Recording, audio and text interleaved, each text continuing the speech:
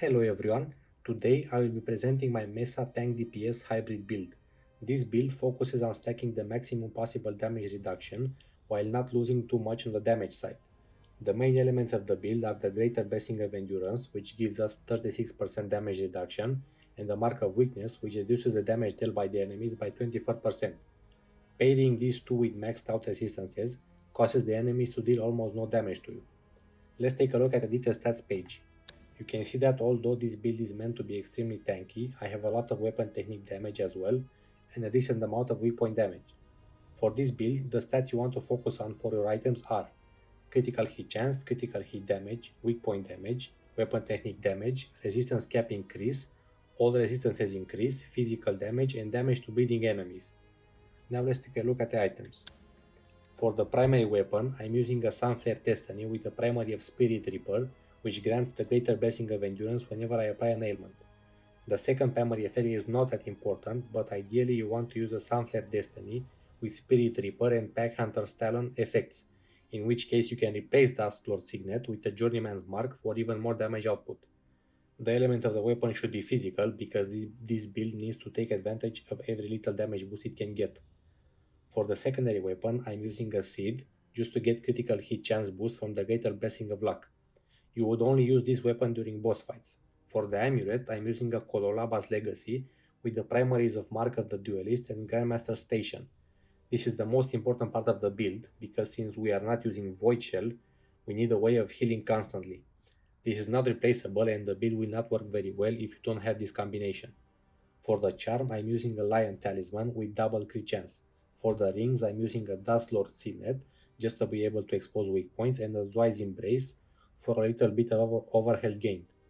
You should aim to roll for 6% cap to all resistances on your Zweig's Embrace. For the Lifestone and Banner, I'm using Archon Steel and Mesa's Banderol. You should aim to roll for crit damage, weapon technique damage, and weak point damage on these. Let's move on to the Augments page. In this slot, I'm using a Focus Augment, which gives me overhead whenever I perform a critical hit. You want to roll double weapon technique damage on it. In this slot, I'm using a Rift Augment, which gives me damage for each type of ailment on the enemy. You want to roll ideally physical damage and resistances on this. In this slot, I'm using a Glamour Augment, which does the same thing as the Rift Augment. You want to roll physical damage, 1 resistance and resistances on it, or ailment power. In this slot, I'm using a Presence of Mind, which gives me plus 2% to all resistances for every 30 vitality on adjacent augments.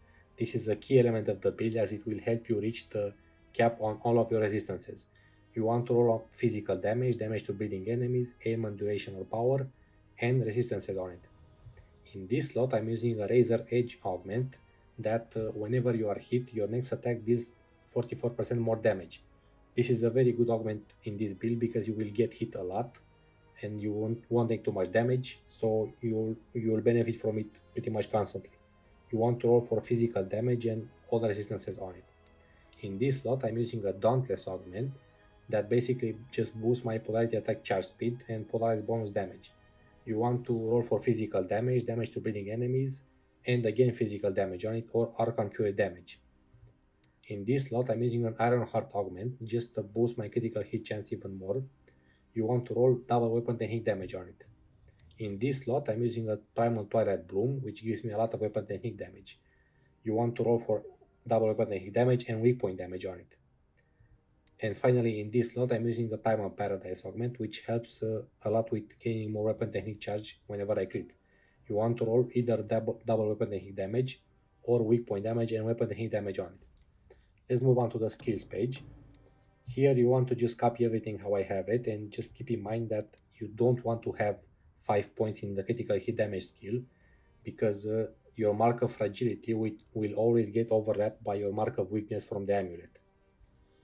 Now let's take a look at the Ascension page. You can see my Ascension powers right here.